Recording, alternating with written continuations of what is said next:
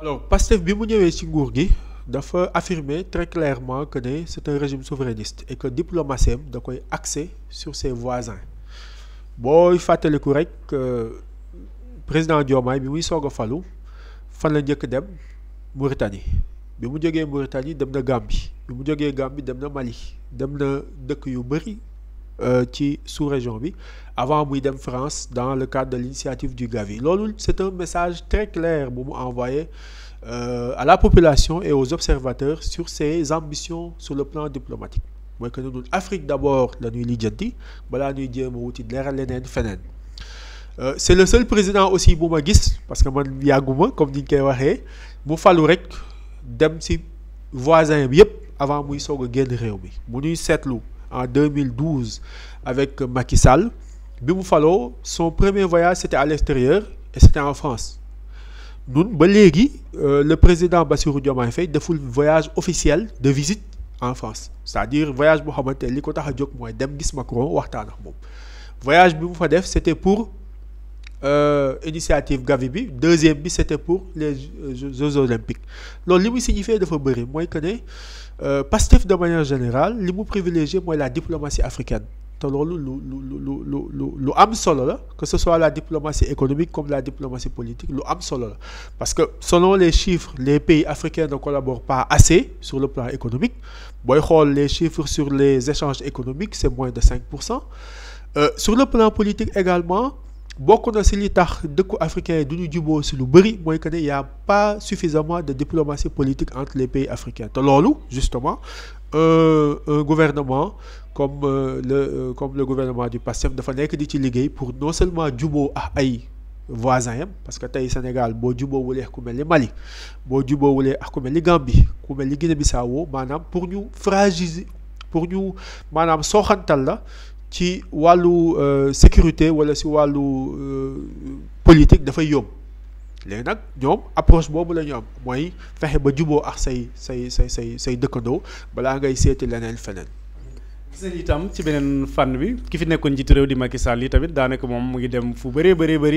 mu ngi dem États-Unis mu ngi dem ci réew yu bëri di bokk ci ay ndajeek yooyu ndax gisoo ni dafa nekk di xëy na defaraat image am au niveau international wala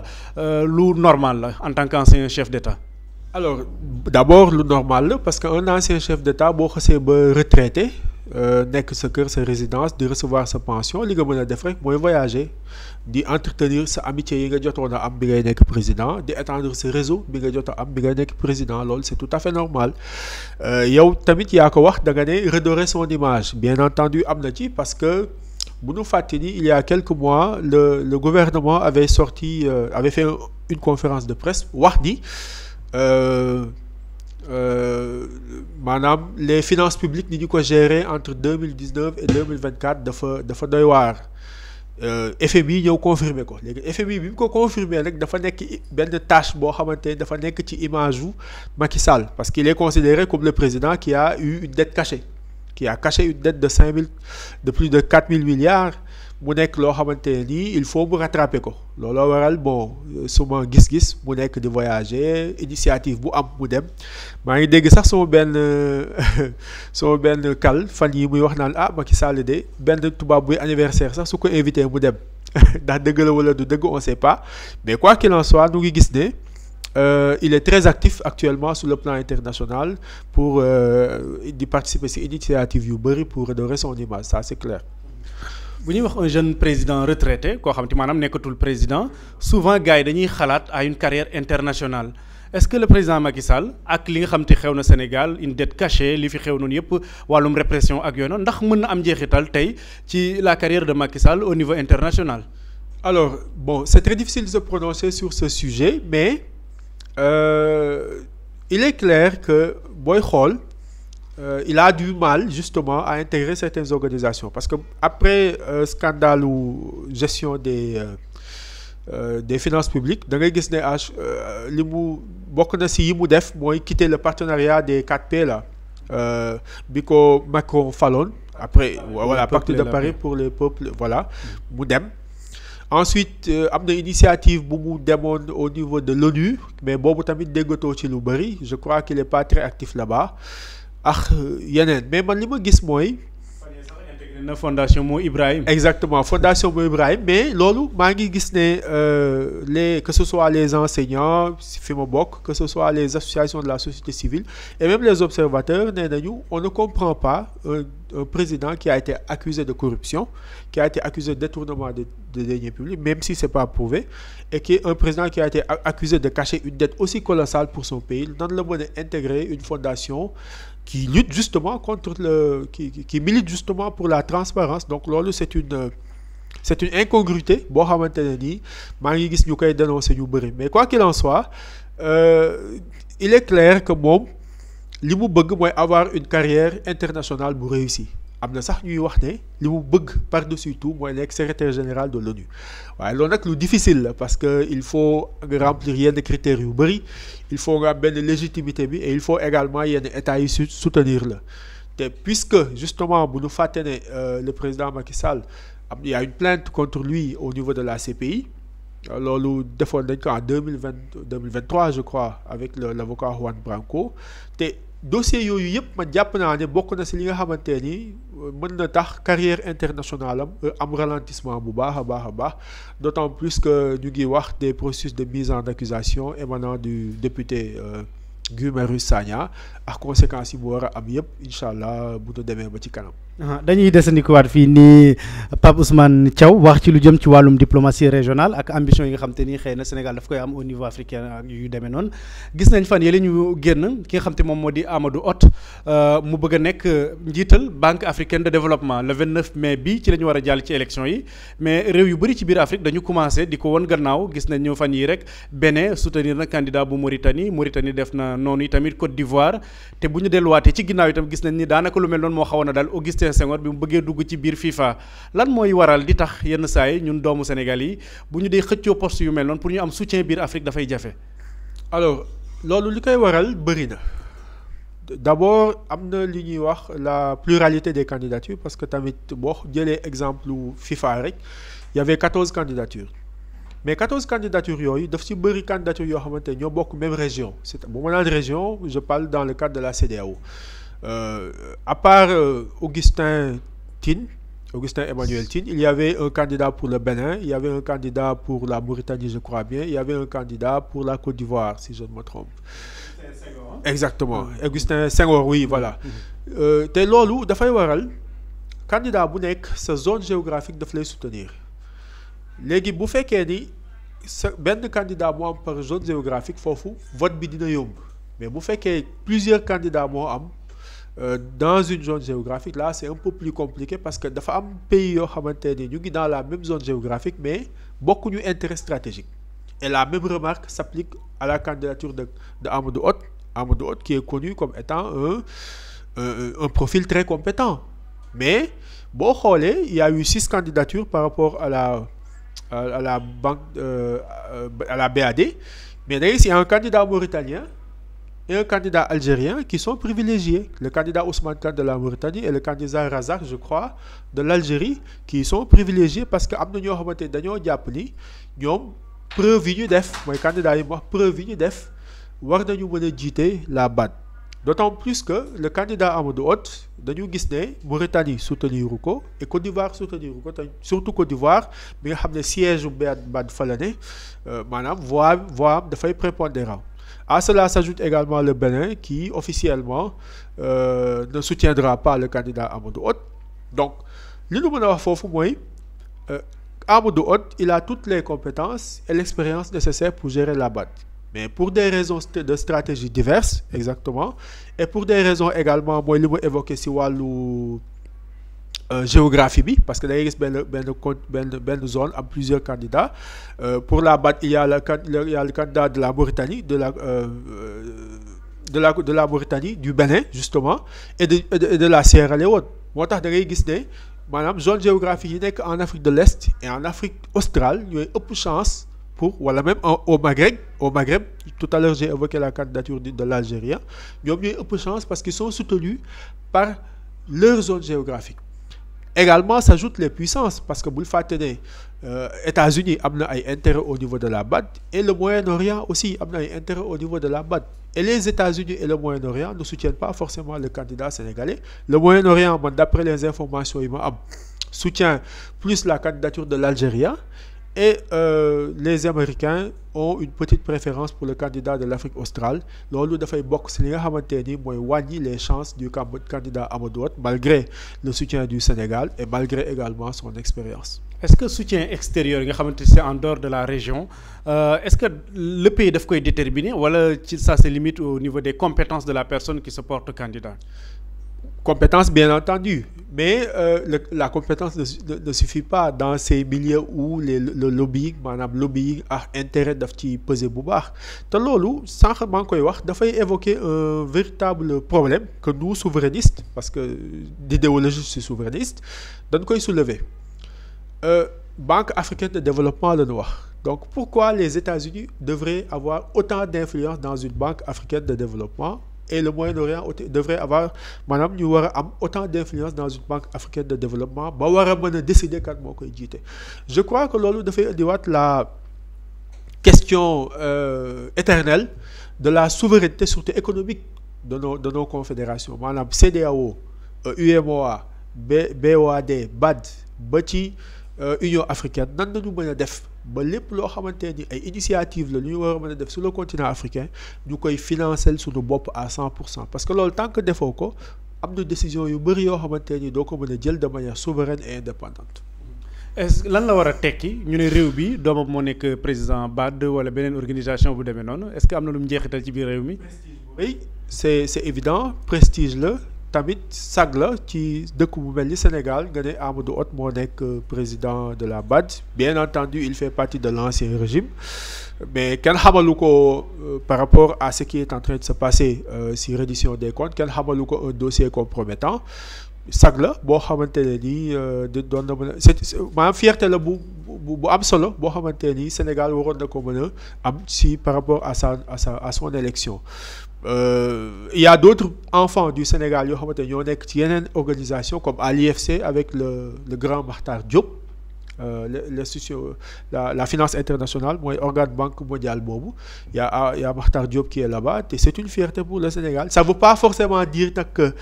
si on a un Sénégalais à la tête de la BAD ou de l'IFC le Sénégal sera priorisé maanaam si wàllu financement bëggul signifiewul loolu ça signifie juste que l'expertise sénégalaise dañ ko reconnaître sur le plan africain et international loolu rek lay signifier. Est-ce que itam war nañu jéem a góorgóorlu ci beneen pàcc xëy na ba suñu influence mu gën a am doole wala. waaw war nañ ci mën a góorgóorlu waaye lu jafe lay doon lu tax parce que xam nga nit bu ngeen bokkulee gëm-gëm bokku leen jëmuwaay tamit pour ngeen déggoo dafay jafe te puisque intérêt stratégique yi bokkuñu ku si nekk day jéem a galgal sama morom c'est pas pour rien que depuis que régime souverainiste bi Sénégal bi mu amee ba léegi régime avec l'avènement du PASTEF nga gis yenn pays de la sous-région à part l'AES bien sûr commencé di ko galgal tuuti sur le plan diplomatique c'est pas pour rien parce que dañoo jàpp ne peut-être Sénégal à travers régime bi fi xamante ni moo fi nekk te war na fi nekk potentiellement d'ici 10 ans ou 20 ans bu amee des éléments wala des personnes de nationalité sénégalaise yu nekk à des hautes instances de décision mën na influer justement c'est maanaam idéologie souverainiste mën na propager wu dans ces instances te loolu ce sont pas des choses qui se disent bien entendu mais ay affaire la yoo xamante ne ni état yi dañ ciy bàyyi xel de telle sorte que bu ñu waree voter kii il préfère celui-là contre un tel candidat. yaa ngi wax wàllum souverainisme xam naa dañuy jàll ci loolu ak méngale ko lu jëm ci wàllum kaaraange gis nañ ni weer yële ci ginnaaw nguurug Sénégal jël na dogal li nga xam te moo fi nekkoon ay base militaire française ñu ne nag dañ leen di bàyyi ñu delluwaat seenum réew ndax loolee dogal bu baax la ci sur le plan de vie sur le plan géopolitique ak stratégique ndax dogal bu baax la. Alors pour cette question damay def benn historique bu ndaw parce que bu ñu fàtte ni que France depuis les années 80 dafa jàll du diplomatie politique à une diplomatie économique su ma naan diplomatie politique nag mooy les fameux réseaux de Jacques Foccart là xam ne jamono yooyu c'était un contexte où il y avait une guerre froide opposition est-ouest soit da ngay nekk avec la France avec l'Occident de manière générale wa ilaa nga nekk pro-communiste après il t'élimine looloo waraloon coup d'état yi nga daan gis Afrique yu bëri looloo waraloon Sénégal par exemple le fait que quelqu'un comme Mamadou Dia a été écarté au profit de Senghor etc. A une diplomatie économique mooy lan mooy ce sont les grandes entreprises françaises qui presque décident et je dis presque décident de la politique que maanaam politique bi France di am loolu nan lay traduire je donne un exemple en 2012 Bolloré les réseaux de Bolloré ont largement participé au financement et à l'accession d'un président comme Macky Sall au pouvoir lu ko waral c'est parce que justement Abdoulaye Wade en 2007 je crois 2008 avait maanaam dafa jëloon port Dakar de Bolloré si Bolloré jox ko Dubai Port World loolu nag français yi baal ñu ko benn ñaar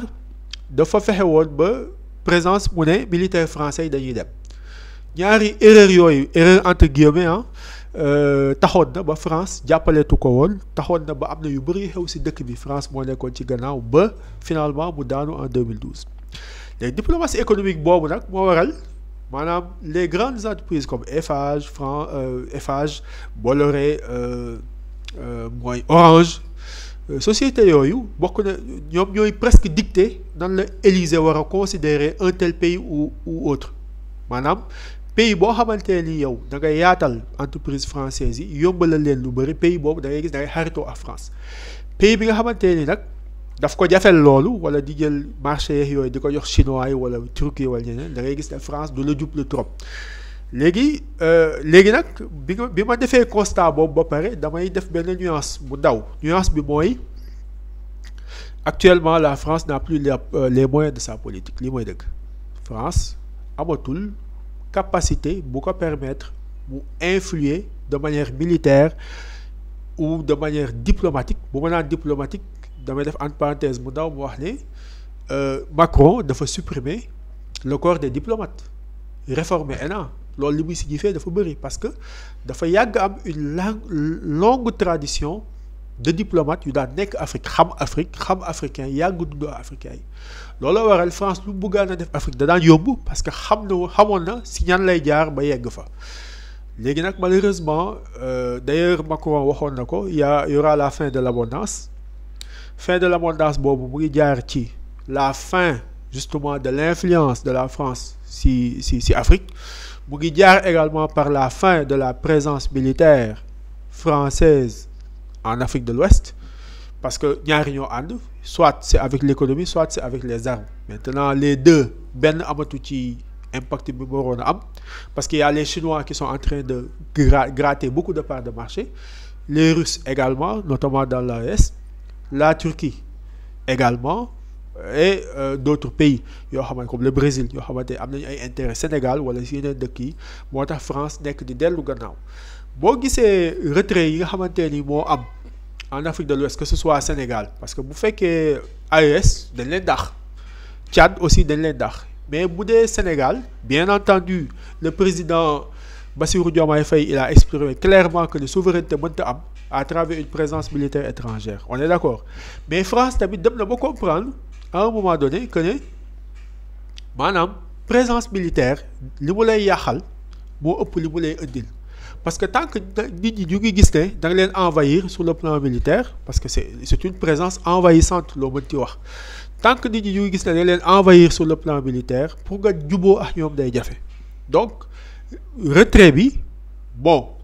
neexu leen mais ils sont obligés d'accepter ça parce que dem nañu ba comprendre que ne la France-Afrique ma wax ko mu leer c'est de l'histoire ancienne il faut ñu tourner page bi xool ban façon collaboration nañu mën a am ak les pays africains de manière 50-50 comme gagnant-gagnant ba ñoom ñu gisee seen bopp du ñu gisee suñu bopp d'ailleurs maa ngi gis livre Robert Bourgi fan yi passé def na ci ay conférences yu bëri di expliquer yi jot a xew Afrique bi muy nekk le disciple de Jacques Foccart et puis également il est d'accord avec moi sur le fait que la France-Afrique ça doit être de l'histoire ancienne parce que France su ko deful je me souviens ci yenn kii yu ma doon def yenn analyse yu ma doon def wax ne France sera obligée bu xool la réalité en face mu changer la manière bi muy traiter avec les Africains su ko defulee day perte 10 perte les te loolu baaxul ci moom. Déjà à travers la guerre en Russie avec l'Ukraine yaa ngi gis sur le plan énergétique nan le pays européens di amee ay problèmes donc il va falloir qu'ils se remettent en question, qu'ils essaient de maanaam ñu xool nan la ñuy amee collaboration bu bees avec les pays africains parce que li daan am mënatul am suñu dirigeants yi suñ ko bëggee sax peuple bi duñ ko bëgg donc les dirigeants sont obligés de s'adapter à la volonté des populations. Pour exemple boo xoolee fu mel ni Côte d'Ivoire les militaires français sont en train de partir donc c'est une bonne idée. ñu wax nga sànq li nga xam te moo nekk influence par exemple multinationales yi tudd nga lu ci demee ni sax Bolloré ku koy wax itam sa xel dafay dem ci la presse internationale gis nañu itam fan yi ci ginnaaw këru tasukaay xabaar gu ci demee ni Jeune Afrique xeetu mbind mi nga xam te mu ngi koy bind ndax loolu yëpp dafay nekk lu jëm ci wàllum xëy na manipulation médiatique wala c'est un prolongement de cette guerre diplomatique entre guillemets entre la France ak ses anciens alliés. Alors Jeune Afrique à chaque fois su ma koy xool dama naan ñoom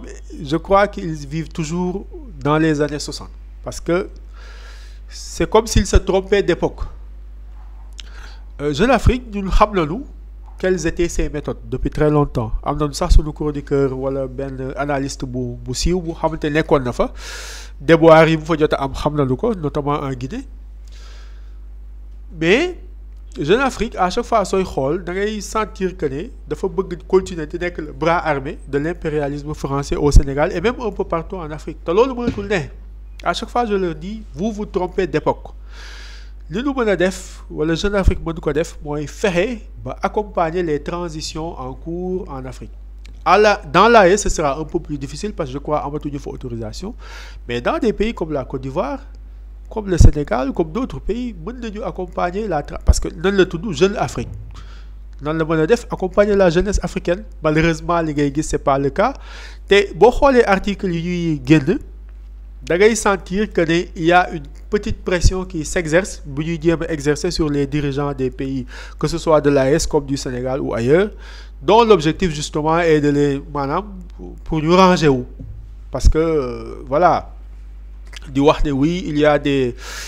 forces terroristes qui tenteraient d'attaquer le Sénégal en s'appuyant sur un rapport du Tombouctou Institute sunu grand Bakary Samb nu koy nuyu au passage mais rapport boobu selon nous parce que boo ko lire da ngay gis ne am na ay yoo xamante ne nii d'accord nu ci pourquoi parce que ampleur bi nga xamante ni dañ ko jox terrorisme dans le Sahel ampleur boobu mën na ko bañ a am parce que attaques yi ngay gis souvent ce sont des attaques sporadiques mën na attaque mën na am tey mu toog lu yàgg du ko am et à un moment donné li waraloon conflit am entre l'Algérie et le Mali c'est parce que Mali dafa réussiroon ba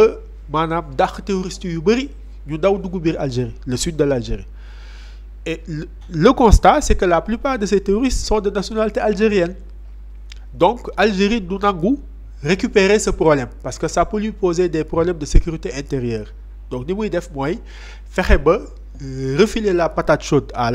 au Mali et aux autres pays de l'AES. Le Sénégal est un peu loin de la menace bien que la menace existe on est d'accord mais maanaam ampleur bi ñu ko bëgg a jox amu ko parce que Sénégal dafa am lu fi am les forces terroristes ont toujours eu du mal à recruter dans le pays lu ko waral c'est parce que Sénégal maanaam la manière maanaam l'islam soufi bi fi nekk que ce soit dans la région de Diourbel la région de l'ouest là Dakar toute la partie ouest là avec Kaolack et tout islam bi ñuy dund islam soufi la islam soufi li mu basé wu mooy tolérance amour ak fraternité donc c'est très mal vu pour un jeune soufi nga war a mën a engagé wu par rapport à des revendications disons extrémistes ba muy lay jaral ngay jël arme di attaquer qui que ce soit léegi nag bien entendu les groupes armés terroristes mën nañu am influence tuuti boo demee dans l'est du Sénégal comme Kédougou Tamba dans la zone de Bakel parce que zone yooyu bokk na zone yoo xamante nekk na zone yoo xamante ni l'idéologie soufiste soufi maanaam yaatuwu fa te non seulement yaatuwu fa mais dafa ànd ak benn genre précarité ak pauvreté boo xamante ne ni parce que les gens quand on les isole ils s'éloignent pauvreté bi fa am carence en termes d'infrastructure de base bi fa am moo waral jeunes yooyu ñu ci bëri pour ñu déglu wala ñu am intérêt ci yenn idéologie yi dafay yomb looloo waral war nañu mën a am maanaam dugg ci zone boobu ba war fa mën a am benn assise mais justement par rapport à ça il y a des initiatives qui sont en cours notamment l'initiative Garci financée justement par l'Union européenne là ñu ngi duggaat ci question de financement de nos propres initiatives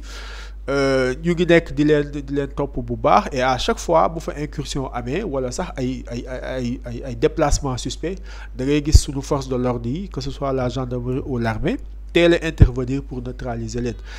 et ça c'est important. parce que wax nga sànq sax ci njëlbeen wax que ni menace moom xëy na mënta ñàkk armée française nekkatu fi mais est-ce que tey ñun li ñu am ci wàllum kaaraange dispositif bi ñu am moo xam ci nit ñi ni ñu tolloo maanaam takk der yi est-ce que am nañ tey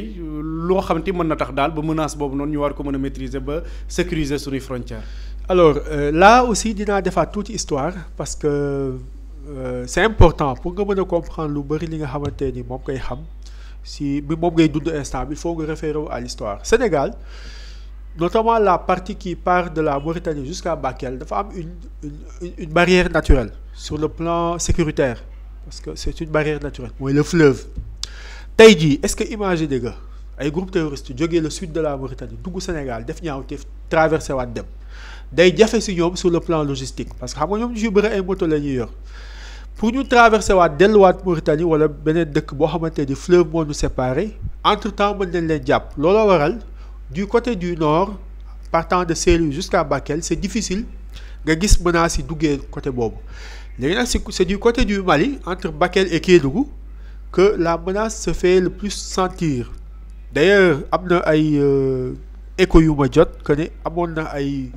groupe armé yu fa jotoon a jaar ay jamono di arrêter nit ñi di nangu seeni bagages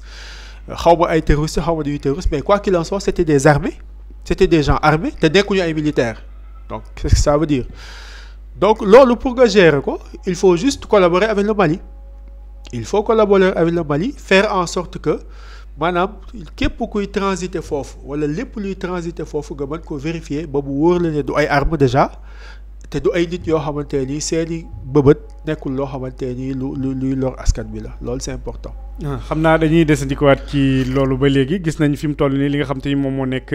influence su yenn presse étrangère bi fii ci Sénégal rawatina sax ci Afrique yëpp laay wax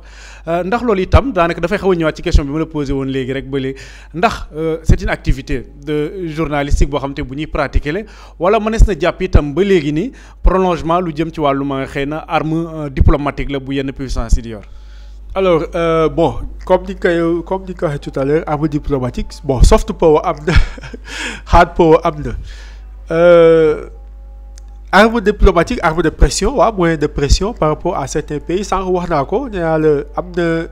yu bëri yoo xamante ni yaa ngi koy gis ci dëkk bi mais message la pour wax maanaam dirigeants yi rangez-vous sinon mais gëmuma ne que ce soit dans l'AES que ce soit au Sénégal que dirigeants yi ñu am nekk nañu ñoo xamante ni dañuy reculer face à la pression d'ailleurs le président Bassirou Diomaye Faye waxoon na ko ne man je sais pas chanter personne ne peut me faire chanter parce que je peux pas me faire chanter je peux pas chanter également dafa am benn donnée bu important boo xamante ne nii mu ngi nekk di am wala boog am na depuis plusieurs années mooy l'avènement d'internet et des réseaux sociaux internet et les réseaux sociaux dafa permettre lu bari Afrique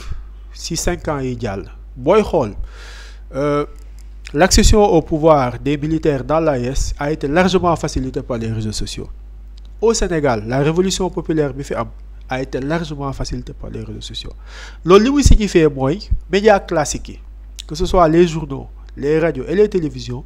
influence bi ñu amoon ci population bi dañ nekk di ko perte bu baax a baax ma joxe exemple rek chaîne bu mel ni Xalaat TV xam ne fi laa nekk tey influence bi mu am ci opinion Sénégal ak vidéo yi bi niñ koy seetaane dafa jéggi dayoo te dafa bokk ci li nga xamante ni mooy conscientiser jeunes yi di leen jox la véritable information à travers les faits léegi loolu nag tax na dirigeant bu am xel dina xam ne influence yi médias étrangers yi di def waruma atteindre d'autant plus qu'il y a des alternatives ici bu ñuy wax médias alternatifs loolu moo tax ñuy wax le li ñuy wax le narratif il est important parce que nit li nga war a wax soo ko waxul keneen waxal la ko donc li nga war a wax da nga koy wax donc médias yu mel ni yéenay wax li ñu war a wax c'est ça.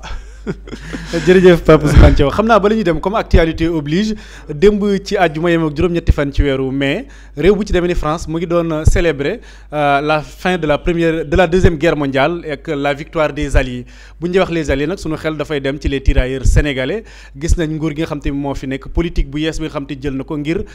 jëmmalaat seen taxawaay ci xeex bi nga xam te def nañ ko waaye itam li nga xam te jot nañ ko subir également ci ay préjudice ak xëy na yu jaarul yoon tey yow ban gis-gis nga am sax ci politique boobu nga xamante ni sunu njiitu réew taxawaloon na ko ngir gën a jëmmal nag lu jëm ci taxawaayu tirailleurs sénégalais yi. alors booy xool dëkk boo gis dafa war a am mémoire un peuple sans histoire est un monde sans âme mémoire dafa important boo bëggee taxawal mooy li ma doon wax sànq le narratif pour éduquer sa population est-ce que xam nga ne le massacre de Thiaroye yi am na ñu bëri ñoo xamante jàng nañu ba yegg université même te xamuñu ko il a fallu ñu def ay recherches pour mën ko xam les événements de 1962 entre Senghor et Mamadou Dia du loo xamante ni dañ koy jàngale si programme scolaire yi pas du tout da ngay jàng ba dem ba recherche ba xamal ko sa bopp. La pensée économique et la pensée politique de Cheikh Anta Diop nekkul loo xamante ne nii da nga ko daan jàng ci école yi d'ailleurs il y a des efforts qui sont en train d'être faits pour insérer ko ci programme scolaire bi loolu lu baax la parce que nit ki da nga ko war a jàngal histoire am la bataille de Pathé Badiane xale yi dañ ko war a xam la bataille de Paoskoto nit ñi dañ ko war a xam et cetera donc bu ñu jëlee tirailleurs yi ñu jox leen gëdd ñu jox leen maanaam place bi ñu war a am dans l'histoire dans la mémoire collective au niveau du Sénégal loolu dafa nekk lu am solo. gis naa ñuy wax naan ce sont des traites gis naa ñuy wax naan ce sont des voilà mais boo ko xoolee noonu da ngay juum pourquoi parce que contexte bi ñu nekkoon entre 1900 disons 14 18 39 45 on était des pays dominés un pays dominé xam ne bu njëkkaan dañu daan dem ba ci biir àll bi di jàpp ay nit di leen yóbbu force à la guerre parce que yaa ngi yoo xamante ne leen jàpp force yóbbu leen à la guerre am na si ñoo xamante ne nii moi je me souviens te. On me l'a raconté de manière orale dañ doon dagg seen baaraam wala ñu dagg seen loxo pour bañ a dem sa guerre ba pourquoi parce que bu ñu ñëwee bu ñu la vérifier dañuy gis ne tu n'es pas apte ñu bañ la yóbbu donc c'était pas tout le monde qui était d'accord pour le fait de s'engager comme étant tirailleur bien entendu am na ñu bëri ñu ci dox des hommes politiques comme Blaise Diagne bu ci dox bu baax dans la propagande parce que jamono propagande amoon na pour inciter les gens à aller à la guerre réussir woon na bien entendu et ñooñu demoon guerre ils le faisaient pas forcément pour protéger la France mais ils le faisaient pour se protéger eux-mêmes parce que tey France su daanu woon mais kan mooy dominer Sénégal mais Allemagne su dominer Sénégal est-ce que am nga assurance que ne ni la français bi di traité bien que ne baaxul est-ce que noonu la allemand bi doon traité donc il y avait beaucoup de choses yoo xamante ni tant que nekkoo ci époque bi tant que nekkoo ci contexte boobu doo mën a comprendre lan moo waraloon sunu maam yi daa jël décision yooyu moi j'ai un grand-père qui a été tirailleur il a été engagé en 1950 moo waroon a dem guerre Indochine finalement demul dafa ñibbise ñu fal ko chef de village à Ngaparou tout simplement parce que papam gaañu na ils ont demandé à l'administration française ñu libérer ko mu ñëw nekk chef de village donc c'était une forme de collaboration avec l'administration coloniale donc mémoire dafa baax xam sa histoire dafa baax bañ a travestir sa histoire également dafa baax parce que am na yu bëri yoo xamante ni maanaam demeewul niñ ko raconté mais également nga embellir sa histoire dafa baax boo demee Chine wala nga dem même dans les pays occidentaux am na histoire yu bëri yoo xamante ni dañ koo jël rafetalaat ko lu tax ñu koy rafetalaat c'est pas parce que dañoo bëgg fen wala dañoo bëgg réeral nit ñi mais dañoo bëgg nit ñi suñuy jàpp ñu jàpp lu rafet mooy renforcer le sentiment de patriotisme mooy renforcer le sentiment d'appartenance à un peuple fier mooy loolu ngay jàngal sa gone. je donne un exemple tey jii soo génnee nga nekk père de famille nga génn si mbedd bi ñu dóor la doo ñëw ne sa doom dañ maa dóor déedéet da ngay ñëw sa doom xeex naa de ñam na waaye ñam naa. ce genre de choses maanaam pour jox ko benn fierté mais boo ñëwee sa doom ne ko xeex naa de waaye dóor nañ ma boobu bëgg de da ngay damm moralam parce que moom image bi mu am si yow mooy sama papa moo mën ñëpp son papa ku muy xeexal moo la mën je sais pas ndax yaa ngi comprendre parallélisme histoire u dëkk noonu lay demee da nga koy defar façonné ko jox une image reluisante de telle sorte que sénégalais bii ñuy am d'ici 20 ans fu mu mën a taxaw il va être fier de ceux qui ont défendu le pays parce que à un moment donné comme ni ma ko waxee tout à l'heure défendre la France c'était à un moment donné défendre le pays dina nekk ku fier ci royauté yi ñu amoon comme Lat Dior comme Maba Diakhou comme les autres dina fier ci raconter les batailles yi jotoon a am entre Buur Sine Coumba Ndoffène et cetera te loolu c'est très important au lieu de à chaque fois ñuy dénigrer suñuy ancêtres di dénigrer li nga xamante ni jot na am ci histoire d'autant plus que loolu boo ko boolee su may mën a woowee noonu loolu le lavage de cerveau qui a été fait par l'assimilationnisme parce que les politiques d'assimilationnistes bi ñu ñëwee nan leen ñu jàngal mooy li nga am baaxul li ñu am moo baax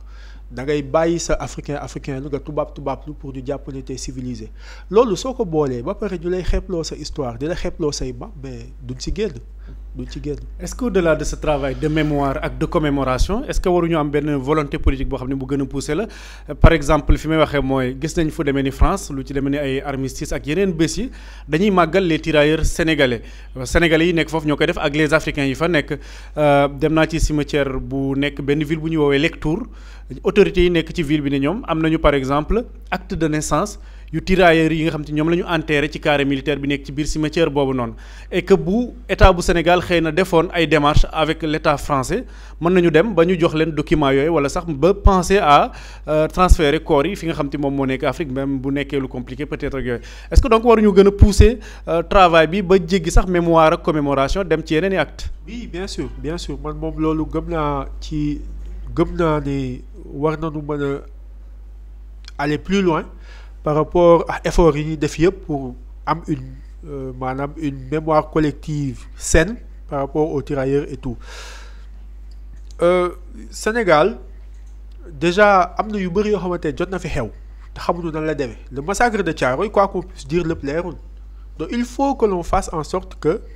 archives yi ñu bisi dem Nantes dem Paris fexe récupérer les archives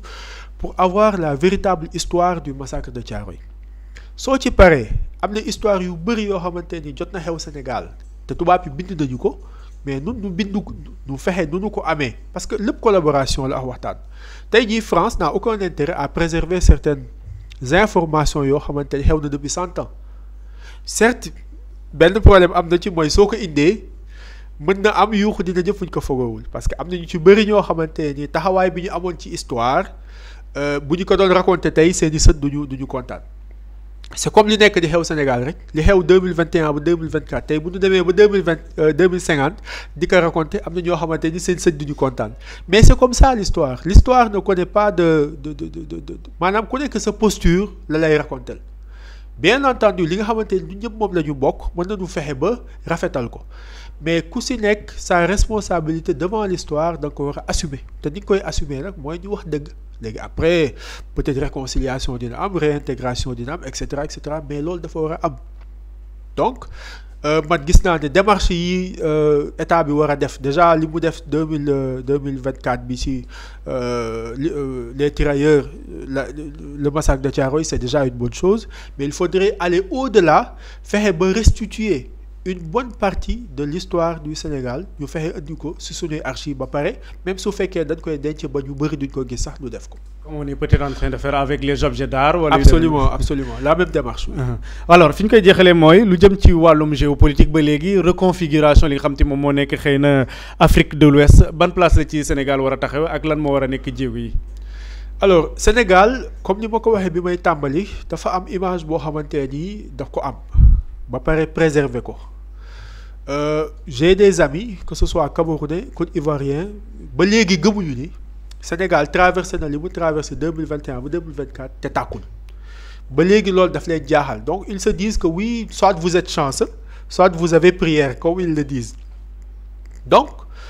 loolu bokk na si li tax dirigeant Sénégal Bassirou Diomaye Faye fu mu dem dañ koy respecter ba pare tatagal ko Ousmane Sonko moom beneen histoire la parce que y a des day gis des samay xaritu ivoiriens gabonais ils disent mais comment est-ce que vous avez fait pour avoir cet homme xamuñu peut-être yàlla la wala yu demee noonu donc position bi Sénégal am dans l'imaginaire et dans la mémoire de nos confrères ouest-africains dafa gën a dëgër dafa gën a baax. À cela s'ajoute loo xamante ne nit ñi duñ ko seetlu lu bëri mooy dafa am benn genre soft power boo xamante ni mu ngi am Sénégal maanaam jëmale ko ci sous-région bi comme ni Nigéria mel rek mooy il y a le développement d'une petite vedettariat xaw ma vedettariat laa ko mën a tuddee à travers le cinéma mooy série yi ngay gis boo demee YouTube nga xool presque ay des gens de la sous-région rek dafay fekk yu bëri di wax naan dama bëgg ñëw Sénégal les Sénégalais sont beaux le Sénégal est un beau pays te loolu dafa baax dafa bokk ci li nga xamante ne mooy tax nit ñi bëgg réew bi yëg réew bi bëgg fee ñëw. Également il y a l'émergence d'un artisanat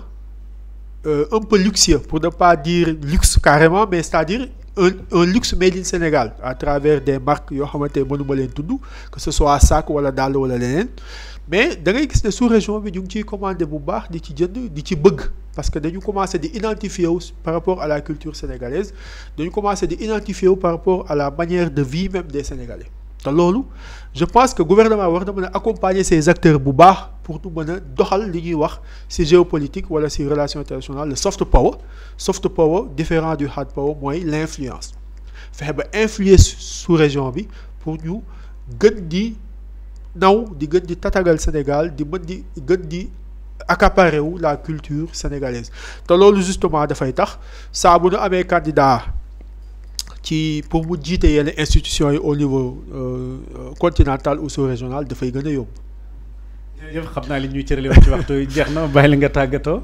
waaw ba lay gërëm bu baax di rafetlu seen liggéey parce que yàgg naa leen suivre depuis bientôt 3 ans di rafetlu chaîne Xalaat TV di rafetlu liggéey bi également bi ngeen def parce que vous êtes dans un désert vous êtes dans un désert su ma naan désert nag je parle de la presse.